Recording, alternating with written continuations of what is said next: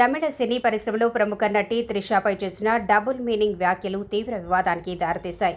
ఈ వ్యాఖ్యల నేపథ్యంలో నమోదైన కేసులో తమిళనాడు ఉప ముఖ్యమంత్రి ఉదయనిధి స్టాలిన్ అరెస్ట్ అయ్యారనే వార్తలు చర్చనీయాంశంగా మారాయి. ఈ వ్యవహారంపై తాజా వివరాలు ఇప్పుడు తెలుసుకుందాం. నటి త్రిషపై అనుచితమైన డబుల్ మీనింగ్ వ్యాఖ్యలు చేశారనే ఆరోపణలతో ఉదయనిధి స్టాలిన్పై తంజావూరు పోలీస్ స్టేషన్లో పలువురు ఫిర్యాదు చేశారు. ఫిర్యాదులను పరిశీలించిన పోలీసులు వివిధ చట్టాల ప్రకారం మొత్తం 6 సెక్షన్ల కింద కేసు నమోదు చేశారు. ఈ కేసు రాజకీయంగానూ సినీ వర్గాల్లోనూ చర్చకు దారితీసింది. కేసు నమోదైన నేపథ్యంలో తనపై అరెస్టు చర్యలు ఉండొచ్చనే భావనతో ఉదయనిధి స్టాలిన్ ముందస్తు బెయిల్ కోసం మద్రాసు హైకోర్టును ఆశ్రయించారు. ఈ పిటిషన్పై అత్యవసర విచారణ చేపట్టాలని కోరగా మద్రాసు హైకోర్టు మధ్యాహ్నం దీనిపై విచారణ చేపట్టనున్నట్లు సమాచారం.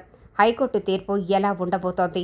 ముందస్తు బెయిల్ లభిస్తుందా లేక తదుపరి న్యాయపరమైన చర్యలు ఏమైనా ఉంటాయా అన్న అంశాలపై రాజకీయ వర్గాలు, సినీ అభిమానులు ఆసక్తిగా ఎదురుచూస్తున్నారు.